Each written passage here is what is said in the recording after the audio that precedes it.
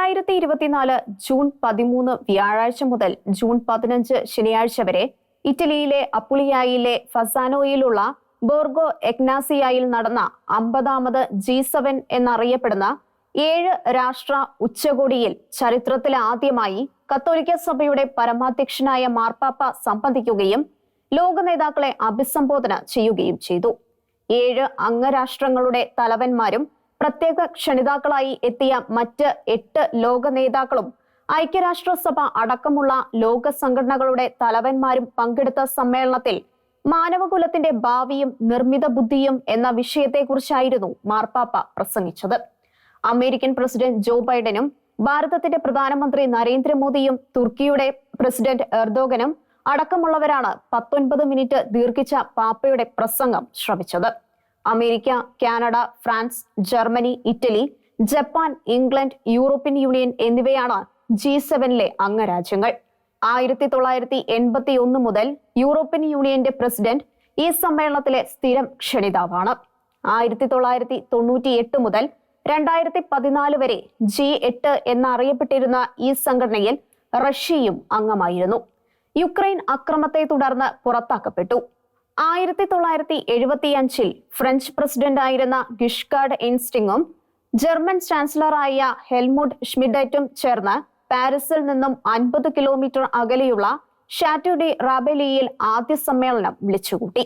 ഈ രാജ്യങ്ങൾക്ക് പുറമെ India, Algeria, Argentina, Brazil, Jordan, Kenya, African യൂണിയനെ പ്രതിനിധീകരിച്ച് Mauritania, Tunisia, Turkey, United Arab Emirates, Ukraine, Vatican City എന്നീ 12 രാഷ്ട്രങ്ങളുടെ തലവന്മാരും നിർമ്മിത ബുദ്ധിയെക്കുറിച്ച് നടന്ന സമ്മേളനത്തിൽ സംബന്ധിച്ചു. ആഫ്രിക്കൻ വികസന bank president Adesina, IMF chief operating officer Kristalina Georgieva, ലോകബാങ്ക് president Ajay Banga, UN secretary general Antonio Guterres, organisation for economic corporation and development secretary general Mathias Cormann എന്നിവർ വിവിധ ലോക സംഘടനകളുടെ പ്രതിനിധിയായി യോഗത്തിനെത്തി. അങ്ങനെ അരയോപാഗസിലെ വിശുദ്ധ പൗലോസിനെ ഓർമ്മിപ്പിക്കുന്ന തലത്തിലേക്ക് ഫ്രാൻസിസ് പാപ്പ എത്തി. സമ്മേളനത്തിൽ സംബന്ധിക്കുന്നതിനായി ജൂൺ 14 ഉച്ചകഴിഞ്ഞ് എത്തിയ ഫ്രാൻസിസ് മാർപ്പാപ്പ ഇറ്റലിയിൽ പ്രധാനമന്ത്രി ജോർജിയ മെലോണിയാൽ അനുഗതനായി വീൽചെയറിൽ മാർപ്പാപ്പ അറീന സമ്മേളന ഹാളിലേക്ക് വന്നപ്പോൾ ലോക നേതാക്കളെല്ലാം എഴുന്നേറ്റ് നിന്ന് കൈയടിച്ച് ആദരം പ്രകടിപ്പിച്ചു. നിർമ്മിത ബുദ്ധിയെക്കുറിച്ച് നടന്ന വർക്കിംഗ് സെക്ഷനിലെ വിജ്ഞപ്തി പ്രസംഗമാണ് മാർപ്പാപ്പ നടത്തിയത്. പ്രസംഗത്തിന് ശേഷം നേതാക്കൾ നടത്തിയ പ്രതികരണങ്ങൾ ആകെ ശ്രവിച്ച പാപ്പ തുടർന്ന് വീൽചെയറിൽ എല്ലാ പ്രതിനിധികളുടെയും അടുത്തെത്തി ആലിംഗനം ചെയ്യുകയും ഹസ്തദാനം നടത്തിയും സ്നേഹം പ്രകടിപ്പിച്ചു. ഒരു യന്ത്രവും മനുഷ്യന് പകരമായി കൂടാ. അതിശക്തമായ കണക്കുവഴികൾ, അൽഗോരിതമുകൾ മനുഷ്യന്റെ വിധി നിർണയിച്ചുകൂടാ. തങ്ങളെക്കുറിച്ചും തങ്ങളുടെ സ്വന്തം ജീവിതത്തെക്കുറിച്ചും സ്വയം തീരുമാനിക്കാനാവാതെ യന്ത്രങ്ങളുടെ തീരുമാനത്തിന് വിധിക്കപ്പെടുന്ന നാളുകൾക്ക് മനുഷ്യകുലത്തെ വിട്ടുകൊടുത്താൽ പ്രത്യാശയില്ലാത്ത തലമുറയ്ക്കായി നാം മാനവകുലത്തെ വിട്ടുകൊടുക്കുകയാവും ചെയ്യുക. ഫ്രാൻസിസ് പാപ്പ ലോക നേതാക്കളെ ഉപദേശിച്ചു. മാന്യ മഹതി മഹാന്മാരെ എന്ന അഭിസംബോധന ചെയ്തുകൊണ്ട് പറഞ്ഞു തുടങ്ങിയ പാപ്പ ബൈബിളിലെ പുറപ്പാട് പുസ്തകത്തിൽ നിന്നുള്ള ഉദ്ധരണിയോടെയാണ് തന്റെ വാക്കുകൾ ആരംഭിച്ചത്. ദൈവം മനുഷ്യനിൽ ദൈവിക ചൈതന്യം നിറച്ചിരിക്കുന്നു. സാമർത്ഥ്യവും ബുദ്ധിശക്തിയും എല്ലാത്തരം ശില്പവേലകളിലും ഉള്ള വൈദഗ്ധ്യവും നൽകി അവനെ അനുഗ്രഹിച്ചിരിക്കുന്നു. മനുഷ്യനിലുള്ള ഈ സൃഷ്ടിപരമായ മനോഹരമായ ഉൽപ്പന്നങ്ങളാണ് ശാസ്ത്രവും സാങ്കേതിക വിദ്യകളും. പാപ്പ അടിസ്ഥാന പ്രമാണമായി ചൂണ്ടിക്കാണിച്ചു. ദൈവം നൽകിയ ഈ സൃഷ്ടിപരമായ വൈഭവത്തിൽ നിന്നും ഉയരുന്നതാണ് നിർമ്മിത ബുദ്ധിയും. അതിശക്തമായ ഒരു ഉപകരണമാണ് നിർമ്മിത ബുദ്ധി. മെഡിസിൻ മുതൽ പ്രവൃത്തിയുടെ ലോകം വരെയും, സംസ്കാരം മുതൽ ആശയവിനിമയ മേഖല വരെയും, വിദ്യാഭ്യാസം മുതൽ രാഷ്ട്രീയം വരെയുമുള്ള മനുഷ്യ പ്രവർത്തനത്തിന്റെ എല്ലാ മേഖലകളിലും അത് ഉപയോഗിക്കപ്പെടുന്നു.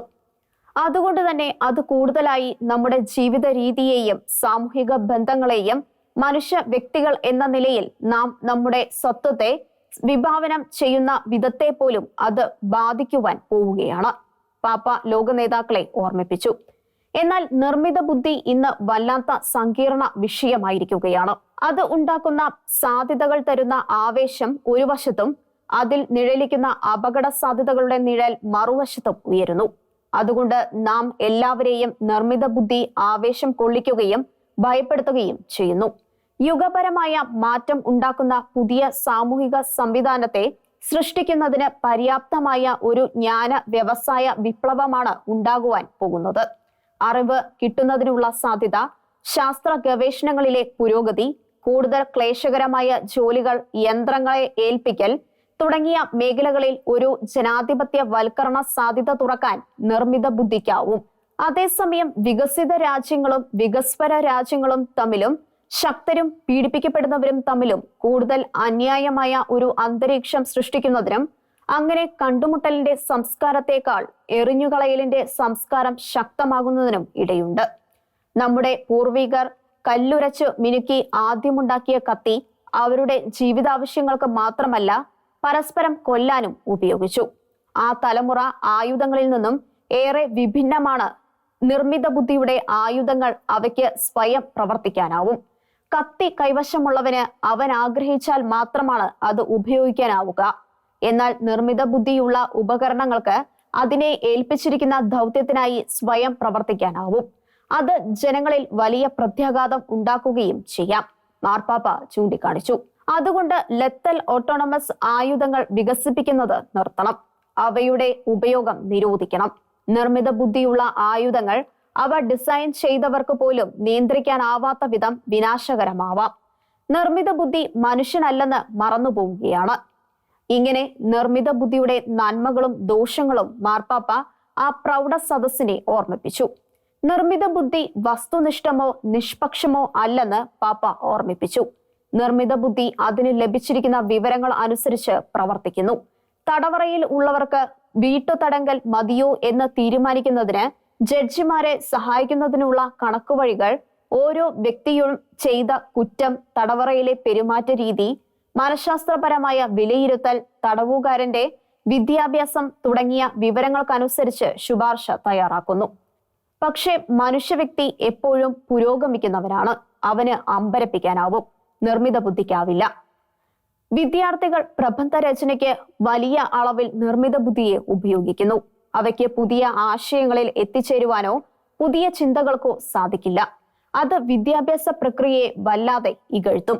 നിർമ്മിത ബുദ്ധിയിൽ പ്രകടമാകുന്നത് അത് നിർമ്മിച്ചവന്റെ വീക്ഷണങ്ങളാവാം. പ്രധാനപ്പെട്ട സാമൂഹിക വിഷയങ്ങളിൽ പോലും അഭിപ്രായ സമന്വയം അസാധ്യമാകുന്ന കാലമാണിത്. ഒരു സെറ്റ് ആഗോള മൂല്യങ്ങൾ നിർമ്മിക്കുന്നത് അസാധ്യമാവും. മനുഷ്യന് പകരം നിർമ്മിത ബുദ്ധി തീരുമാനങ്ങൾ എടുക്കുന്ന ദിനങ്ങളിലേക്ക് നിബന്ധിക്കരുതെന്ന് മുന്നറിയിപ്പ് നൽകി. മനുഷ്യന് തിരഞ്ഞെടുക്കുന്നതിന് മാത്രമല്ല, ഹൃദയം കൊണ്ട് തീരുമാനിക്കുന്നതിനും സാധിക്കും. ഇക്കാര്യത്തിൽ ജ്ഞാനവും വിശുദ്ധ ഗ്രന്ഥങ്ങളും മനുഷ്യനെ സ്വാധീനിക്കും. നിർമ്മിത ബുദ്ധിക്ക് അതിനാവില്ല. അതുകൊണ്ട് തീരുമാനങ്ങൾ എടുക്കേണ്ടത് മനുഷ്യൻ മാത്രമായിരിക്കണം. അതുകൊണ്ട് നിർമ്മിത ബുദ്ധിയുടെ കാര്യത്തിൽ രാഷ്ട്രീയ തീരുമാനങ്ങൾ അടിയന്തരമായി ഉണ്ടാവണം. ശരിയായ രാഷ്ട്രീയത്തിനെ നിർമ്മിത ബുദ്ധിയുടെ സാധ്യതകൾ ഉപയോഗിക്കുന്നതിനും അപകടങ്ങൾ ഒഴിവാക്കുന്നതിനും സാധിക്കുകയുള്ളൂ. മനുഷ്യന്റെ സൃഷ്ടിപരതയെ തടയുകയോ പുരോഗതിയെ തളർത്തുകയോ അല്ല വേണ്ടത്. പ്രസംഗത്തിന് മുൻപ് IMF chief operating officer Kristalina ജോർജിയും യുക്രൈൻ പ്രസിഡന്റ് വ്ളോഡിമിർ സെലൻസ്കി, കാനഡയുടെ പ്രധാനമന്ത്രി ജസ്റ്റിൻ ട്രൂഡോ എന്നിവരുമായും വെള്ളിയാഴ്ച ഉച്ചകഴിഞ്ഞ് നടത്തിയ പ്രസംഗത്തിന് ശേഷം കെനിയയുടെ പ്രസിഡന്റ് വില്യം റൂട്ടോ, ഇന്ത്യൻ പ്രധാനമന്ത്രി Narendra Modi, American president Joe Biden, Brazil president Lucia da Silva, തുർക്കി പ്രസിഡന്റ് എർദോഗൻ എന്നിവരുമായും കൂടിക്കാഴ്ച നടത്തി.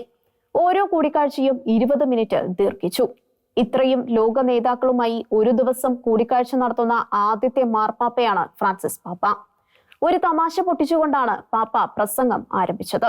2 കൂട്ടം കടലാസുകൾ ഉയർത്തിക്കാണിച്ച് തന്റെ കൈവശം 2 പ്രസംഗങ്ങൾ ഉണ്ടെന്നും അവയിൽ വലുത് ഔദ്യോഗിക രേഖയായി സമർപ്പിച്ചുകൊണ്ട് ചെറിയ പ്രസംഗമാണ് പറയാൻ പോകുന്നതെന്നും പാപ്പ പറഞ്ഞപ്പോൾ സദസ്സ് പൊട്ടിച്ചിരിച്ചു. 19 മിനിറ്റാണ് പാപ്പ പ്രസംഗിച്ചത്. G7 തിങ്ക് ടാങ്ക്സ് റിസർച്ച് ഗ്രൂപ്പിന്റെ ഡയറക്ടർ, ടൊറന്റോ യൂണിവേഴ്സിറ്റിയിലെ പൊളിറ്റിക്കൽ സയന്റിസ്റ്റ് ജോൺ കിർട്ടൻ പറഞ്ഞു, മാർപ്പാപ്പ അസാധാരണക്കാരനായ ആകർഷണ കേന്ദ്രമാണല്ലോ. 2005 സ്കോട്ട്ലൻഡിൽ ഗ്ലെൻ ഈഗിൾസിൽ നടന്ന സമ്മേളനത്തിലാണ് ഇതുപോലെ ഒരു സംഭവം ഉണ്ടായത്. അവിടെ വെച്ച് ലോകത്തിലെ 18 പരമദരിദ്ര രാഷ്ട്രങ്ങൾ ലോകബാങ്കിനും IMF-നും കൊടുക്കാനുണ്ടായിരുന്ന $40 ബില്യൺ കടം എഴുതിത്തള്ളി. അത്തരം ജനകീയ സമ്മർദ്ദമൊന്നും ഇറ്റലിയിലെ സമ്മേളനത്തിനില്ല. എങ്കിലും നിർമ്മിത ബുദ്ധി വ്യാപകമാകുന്ന കാലത്ത് അതിന്റെ ധാർമ്മിക വശത്തെക്കുറിച്ച് കൂടുതൽ ധാരണ വേണ്ടതുണ്ട്, കിർട്ടൻ പറഞ്ഞു. അതാണ് പാപ്പ നടത്തിയത്. ലോക നേതാക്കൾക്ക് ഒരു ധ്യാന പ്രസംഗം, ചരിത്രം കുറിച്ച ചരിത്രത്തിലെ അത്യപൂർവ സംഭവം. ഇനി ഇത്തരമൊരു സംഭവം ഉണ്ടാകുമോ ആവോ? കുവൈറ്റിൽ ഉണ്ടായ തീപിടുത്തത്തിൽ 2 ഡസനോളം മലയാളികൾ മരിച്ചിട്ടും വിദേശ മലയാളികൾക്ക് വേണ്ടിയുള്ള ലോക കേരള സഭ കേരള നിയമസഭാ മന്ദിരത്തിൽ നടന്നു. മാസങ്ങളായി ക്ഷേമ പെൻഷൻ മുടങ്ങുന്ന നാട്ടിലാണ് ലോക കേരള സഭ എന്ന മാമാങ്കം കൊണ്ടാടുന്നത്. 2018 ജനുവരിയിൽ ആരംഭിച്ച ഈ കൊണ്ടാട്ടം കൊണ്ട് എന്ത് പ്രയോജനമുണ്ടായി എന്ന് ആരും പറയുന്നില്ല. ഇക്കുറി 10 പ്രമേയങ്ങൾ പാസാക്കിക്കൊണ്ടാണ് സമ്മേളനം സമാപിക്കുന്നത്. അതിലൊന്ന് ലോക കേരള സഭയ്ക്ക് നിയമപരമായ പരിരക്ഷ ഉണ്ടാക്കുക എന്നതാണ്. അതിനുള്ള ബില്ല് വരുമ്പോൾ അറിയാം ജനത്തിനുണ്ടാകുന്ന പുതിയ ഭാരം. സമ്മേളനം പാസാക്കിയ ഏറ്റവും സുപ്രധാനമായ പ്രമേയം ഹമാസ് യുദ്ധം സംബന്ധിച്ചുള്ളതായിരുന്നു. യുദ്ധത്തിൽ നിന്നും ഇസ്രയേൽ പിന്മാറണം. ലോക കേരള സഭ ഉച്ചത്തിൽ ആവശ്യപ്പെട്ടു. എന്നാൽ ഹമാസ് തീവ്രവാദികൾ തട്ടിക്കൊണ്ടുപോയ ബന്ദികളുടെ കാര്യത്തിൽ കമാന്നൊരക്ഷരം മിണ്ടിയതുമില്ല. ആ ബന്ദികൾ ഹമാസിന്റെ കയ്യിൽ കഴിയട്ടെ, കടുത്ത മനുഷ്യാവകാശ പ്രവർത്തകരായ കേരള ലോകസഭാ പ്രവർത്തകർ പറയാതെ പറഞ്ഞു. 1980 നായനാർ മുഖ്യമന്ത്രിയായിരുന്നപ്പോൾ അമേരിക്ക ക്യൂബൻ ബ്ലോക്കേഡ് പിൻവലിക്കണം എന്ന് അദ്ദേഹം റേഗന് കമ്പി അടിക്കുകയും വിവരം സർക്കാരിന്റെ പത്രക്കുറിപ്പായി പുറത്തിറക്കുകയും ചെയ്തു. അക്കാലത്ത് BJP നേതാവ് KG മാരാർ പറഞ്ഞു, നായനാരുടെ കമ്പി വായിച്ച് തല ചുറ്റി വീണ റേഗൻ ഒരാഴ്ച കഴിഞ്ഞാണത്രേ ബോധം വീണു കിട്ടിയത്. അതുപോലെയായി ലോക കേരള സഭയുടെ പ്രമേയവും. നെതന്യാഹു അത് വായിച്ച് അപ്പോൾ തന്നെ നടപടി എടുത്തു കാണും. മലയാളികളെ പരിഹസിക്കുന്ന നടപടികൾ. കടുത്ത തിരിച്ചടി കിട്ടിയിട്ടും മുസ്ലിം പ്രീണനം ഞങ്ങൾ തുടരും എന്ന് തന്നെയാണ് പലസ്തീൻ അംബാസിഡർ കൊടുത്തുവിട്ട പാലസ്തീൻ പതാക കേരള നിയമസഭാ സ്പീക്കർ ഷംസീറും തീവ്രവാദികൾ ധരിക്കുന്ന കെഫിയെ മുഖ്യമന്ത്രിയും ഏറ്റുവാങ്ങിയത്. ലോക്സഭാ തെരഞ്ഞെടുപ്പിലുണ്ടായ ഭീകരമായ തോൽവി ഇടതുമുന്നണിയെ വല്ലാതെ ഇളക്കുവാൻ തെരഞ്ഞെടുപ്പ് ഫലത്തിനായി എന്നാണ് സൂചനകൾ. 4ഇടത്തും തോറ്റ CPI ഇടതുമുന്നണി തങ്ങൾക്ക് ശാപമായി എന്ന നിഗമനത്തിലാണ്. ഇത്തരം ഒരു നിഗമനം പുറത്തുവിടാൻ ധൈര്യമുള്ള ഏക ഘടകകക്ഷിയും അവരാണ്. തെരഞ്ഞെടുപ്പ് അവലോകനത്തിനായി CPIയുടെ സംസ്ഥാന നിർവാഹക സമിതി ജൂലൈ 9-നും സംസ്ഥാന കൗൺസിലിൽ ജൂലൈ 10-നും ദേശീയ കൗൺസിലിൽ ജൂലൈ 11-നും ചേരാനിരിക്കെ അവരുടെ ജില്ലാ കമ്മിറ്റികളുടെ വിലയിരുത്തലുകളാണ് ചോർന്നു വന്നുകൊണ്ടിരിക്കുന്നത്. CPM BJP വോട്ട് മറിച്ചുകൊടുത്തു എന്നുവരെ CPIയുടെ ജില്ലാ സമ്മേളനത്തിൽ വിലയിരുത്തലുകൾ ഉണ്ട്.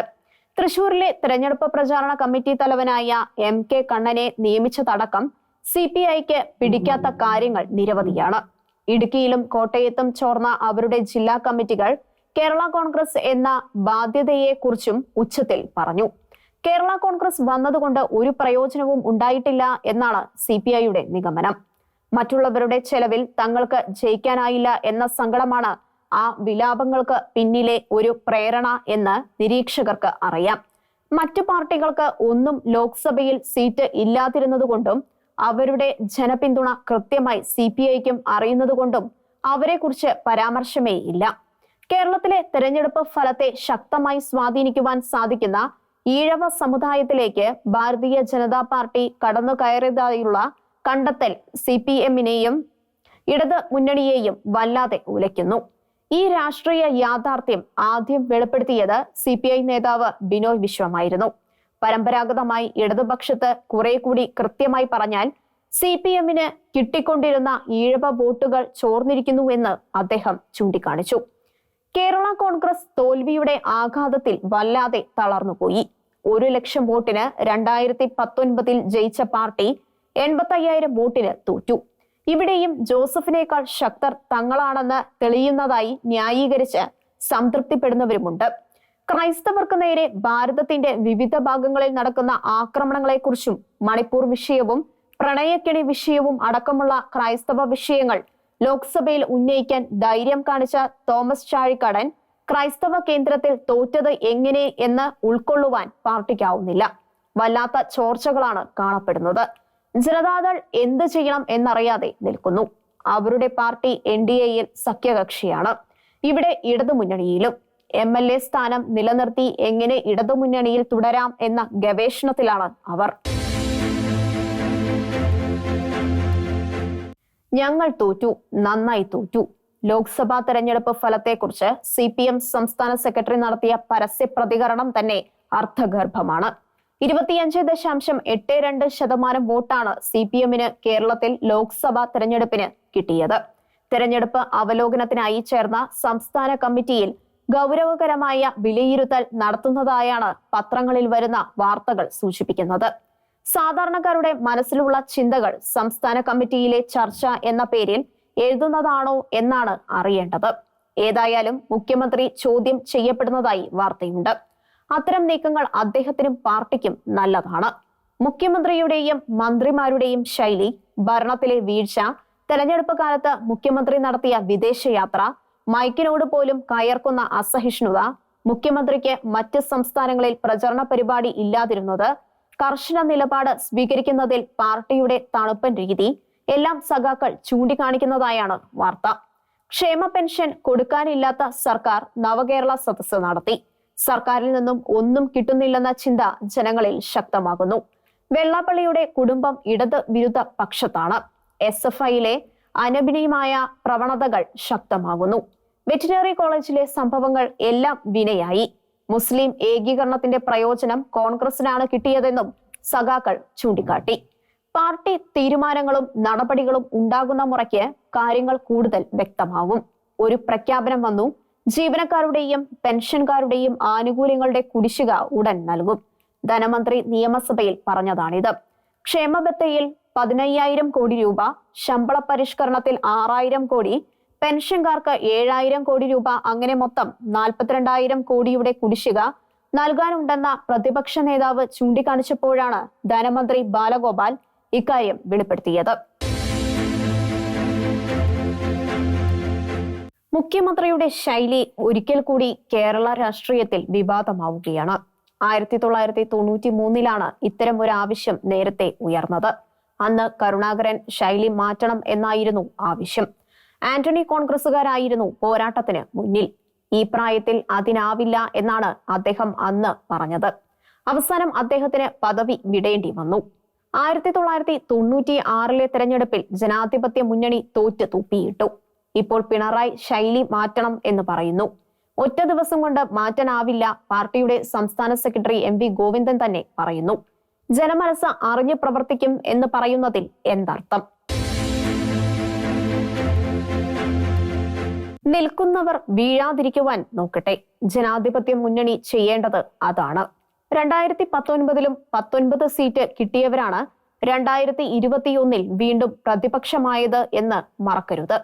അതിന്റെ കാരണങ്ങൾ നിരത്തുന്നതുകൊണ്ട് 2026 ജയിക്കില്ല. അഥവാ പാലക്കാട്, ചേലക്കര സീറ്റുകളിൽ കൂടി ജയിച്ചാലും അഹങ്കരിക്കരുത്. 2025 പഞ്ചായത്ത് തെരഞ്ഞെടുപ്പ് നടക്കുമ്പോൾ തന്നെ ചിത്രം മാറും. ലോക്സഭാ തെരഞ്ഞെടുപ്പിൽ ജനാധിപത്യ മുന്നണിക്ക് അനുകൂലമായ ഉണ്ടായ മുസ്ലിം ഏകീകരണം ഉണ്ടാവില്ല. കേരളത്തിൽ CPM വരുന്നതാണ് നല്ലത് എന്ന് കരുതുന്ന മുസ്ലിമുകൾ ഉണ്ട്. അവരുടെ മനസ്സ് മാറ്റാൻ ലീഗ് സംസ്ഥാന അധ്യക്ഷൻ സാദിഖ് അലി തങ്ങൾ ഒരു മാധ്യമ അഭിമുഖത്തിലൂടെ ശ്രമിച്ചിരുന്നു. എല്ലാ കുറ്റവും CPMൽ ചാർത്തി അദ്ദേഹം CPM ആണ് പൊതുവായ സിവിൽ നിയമം പോലുള്ള മിക്കവാറും മുസ്ലിം വിരുദ്ധ നിയമങ്ങൾക്കും നടപടികൾക്കും വേണ്ടി ഭാരതത്തിൽ ആദ്യമായി വാദിച്ചതെന്ന് അദ്ദേഹം ആരോപിച്ചു. 20ൽ 18 ഇടത്തും ജയിച്ച പശ്ചാത്തലത്തിൽ തെരഞ്ഞെടുപ്പ് അവലോകനം ഒന്നും നടക്കാനിടയില്ല. എങ്കിലും നിയമസഭാ തെരഞ്ഞെടുപ്പ് മുന്നിൽ കണ്ട് കോൺഗ്രസിന്റെ സംഘടനാ സംവിധാനം അടിമുടി വരെ അഴിച്ച് പണിയണമെന്ന നിലപാടിലാണ് KPCC അധ്യക്ഷൻ K സുധാകരൻ. ലോക്സഭാ തെരഞ്ഞെടുപ്പിൽ പലയിടത്തും സംഘടനാ സംവിധാനം വളരെ മോശമായിരുന്നതായി പല സ്ഥാനാർത്ഥികളും പരാതിപ്പെട്ടിരുന്നു. ഗ്രൂപ്പ് കളിയുടെ പശ്ചാത്തലത്തിൽ വല്ലതും നടക്കുമോ എന്ന് കണ്ടറിയണം. 18 സ്ഥാനാർത്ഥികളും ജയിച്ചെങ്കിലും ഒരു മണ്ഡലത്തിൽ ജയിക്കുന്ന ഒരാളെ മരിക്കുന്നതുവരെ മാറ്റില്ലെന്ന സമീപനം പുതിയ തലമുറയുടെ കടന്നുവരവ് അസാധ്യമാക്കുന്ന സാഹചര്യമാണ്. ഒരാൾക്ക് തുടർച്ചയായി മത്സരിക്കാവുന്ന തവണകൾക്ക് പരിധി വേണം. കോൺഗ്രസിലെ പ്രിയങ്ക യുഗത്തിന് വയനാട്ടിൽ തുടക്കം കുറിക്കുകയാണ്. റായ്ബറേലിയും അമേത്തിയും പോലെ വയനാടും നെഹ്റു കുടുംബം വകയാവുകയാണ്. പ്രിയങ്ക മാറിയാൽ വയനാട്ടിൽ വാദ്ര വരുമോ എന്നും സംശയിക്കണം. വന്നാൽ പണിയാവാനാണ് ഇട. പ്രിയങ്കയോടോ രാഹുലിനോടോ ഉള്ള സ്നേഹം വാദ്രയോട് ഉണ്ടാവില്ലല്ലോ. പ്രിയങ്കയുടെ പാർലമെന്ററി പ്രവർത്തനം കാണുവാൻ പ്രതീക്ഷയോടെ കാത്തിരിക്കുകയാണ് നിരീക്ഷകർ. രാഹുൽ ഗാന്ധിക്ക് കൊടുക്കാനാവാത്ത പോരാട്ട വീര്യം കോൺഗ്രസിന് അവർ പകരുമോ എന്നാണ് അറിയേണ്ടത്.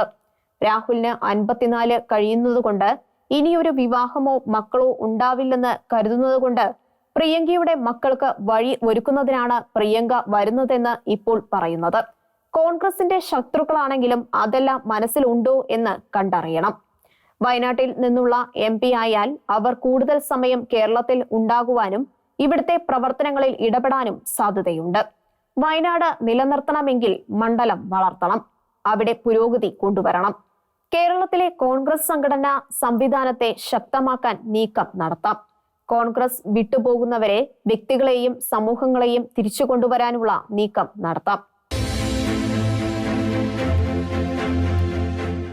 ഇടതു വലതു മുന്നണികൾ ന്യൂനപക്ഷ പ്രീണനം നടത്തുന്നു എന്ന വിലയിരുത്തലുമായി SNDP യോഗത്തിന്റെ മുഖപത്രമായ യോഗനാഥത്തിൽ വെള്ളാപ്പള്ളി കുറെ കണക്കുകൾ പറയുന്നുണ്ട്.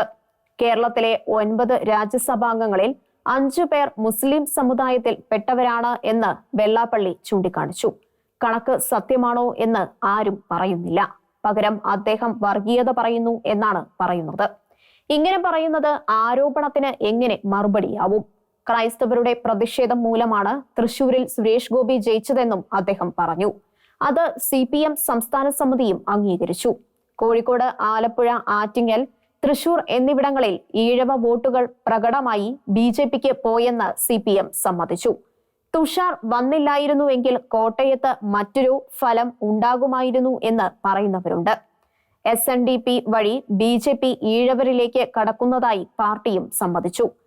ശബരിമല വിവാദത്തെ തുടർന്ന് മുഖ്യമന്ത്രി പിണറായി വിജയൻ ഉണ്ടാക്കിയ നവോത്ഥാന സമിതിയിൽ നിന്നും മുസ്ലിം നേതാവ് ഹുസൈൻ മടവൂർ രാജിവെച്ചു. സർക്കാർ മുസ്ലിമുകൾക്ക് വഴിവിട്ട് ആനുകൂല്യങ്ങൾ നൽകുന്നതായുള്ള വെള്ളാപ്പള്ളിയുടെ പരാമർശത്തിൽ പ്രതിഷേധിച്ചാണ് ഹുസൈൻ മടവൂർ രാജിവെച്ചത്. ഈ വിഷയത്തിൽ വെള്ളാപ്പള്ളിക്കെതിരെ എത്ര മുസ്ലിം നേതാക്കൾ പരസ്യമായി രംഗത്തു വന്നു. അതുതന്നെ മുസ്ലിം സമുദായ ഭൂതത്തിന്റെ അടയാളം.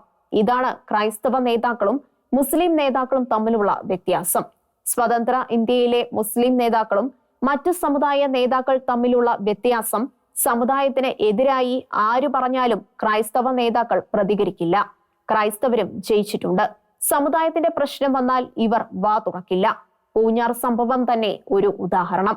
പത്തനംതിട്ടയിൽ മത്സരിച്ച തോമസ് ഐസക് ക്രൈസ്തവ നേതാവായി ചിത്രീകരിക്കപ്പെടുന്നു.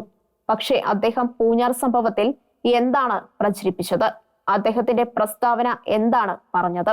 JP കോശി കമ്മീഷന്റെ റിപ്പോർട്ട് തന്നെ എടുക്കുക. ഒരു ക്രൈസ്തവ രാഷ്ട്രീയ നേതാവും ഇതേക്കുറിച്ച് വാ തുറക്കുന്നില്ല. പ്രതിഷേധ പരിപാടികൾ സംഘടിപ്പിക്കുന്നില്ല. സർക്കാർ നിശബ്ദം. സമുദായത്തിനു വേണ്ടി പ്രതികരിക്കുന്നവരോട് ക്രൈസ്തവർ പ്രത്യേക കൂറും പ്രകടിപ്പിക്കില്ല എന്നതും യാഥാർത്ഥ്യം. മാറ്റങ്ങൾ ഏറെ വരാനുണ്ട്. 5 വർഷത്തിനുള്ളിൽ കണ്ണൂർ ജില്ലയിൽ നിന്നും 252 നാടൻ ബോംബുകൾ കണ്ടെടുക്കാനായത് എങ്ങനെ? ഇത്തിരി കൂടി അടുത്ത കാലം പറഞ്ഞാൽ 6 മാസത്തിനിടയിൽ അവിടെ നിന്നും 16 ബോംബ് കണ്ടെടുത്തത് എങ്ങനെ? അവിടെ ബോംബ് നിർമ്മാണം വ്യാപകമായി ഉള്ളതുകൊണ്ട്. പ്രതിപക്ഷ നേതാവ് പറയുന്നത് ബോംബ് നിർമ്മാണം CPMന് സന്നദ്ധ പ്രവർത്തനം പോലെയാണെന്ന് കരുതാൻ ന്യായങ്ങളുണ്ട്. ബോംബ് നിർമ്മാണത്തിനിടെ കൊല്ലപ്പെട്ടവർക്ക് സ്മാരകം പണിയുന്നവർ പറഞ്ഞു തരുന്നത് മറ്റെന്താണ്? 3 വർഷത്തിനിടെ 8 ഇടത്താണ് സ്ഫോടനം നടന്നത്. 1998 ശേഷം നാടൻ ബോംബ് നിർമ്മിച്ചതിനിടെ മരിച്ചത് 10 പേര്. അവരിൽ 6ഉം CPMക്കാർ, 4 RSSകാരും. 20ലേറെ സ്ഫോടനങ്ങൾ നടന്നു.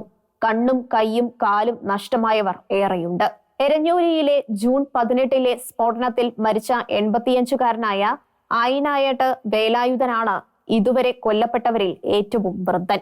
പ്രതിപക്ഷ നേതാവ് VD സതീശൻ നിയമസഭയിൽ പറഞ്ഞ കണക്കനുസരിച്ച് 6 വർഷത്തിനിടെ 32 പേർ ബോംബ് സ്ഫോടനത്തിൽ കൊല്ലപ്പെട്ടു. കൈയും കാലും നഷ്ടപ്പെട്ടവർ 89. ഒരു കേസിലും പ്രതികളെ കണ്ടെത്താറില്ല. അതിന് പോലീസിന് പരിമിതികളുണ്ട് പോലും. പി ജയരാജന്റെ മകന് ബോംബ് സ്ഫോടനത്തിൽ പരിക്കേറ്റപ്പോൾ വിഷുവിന് പടക്കം ഉണ്ടാക്കിയപ്പോഴാണ് അപകടം ഉണ്ടായതെന്നായിരുന്നു വിശദീകരണം. നാട്ടിൽ നടക്കുന്ന ഇത്തരം സന്നദ്ധ പ്രവർത്തനങ്ങളെക്കുറിച്ച് പറയാൻ പോലും നാട്ടുകാർക്ക് പേടിയാണ്. വാ തുറക്കുന്നവരുടെ വീടിന് നേരെ ബോംബെറിയും.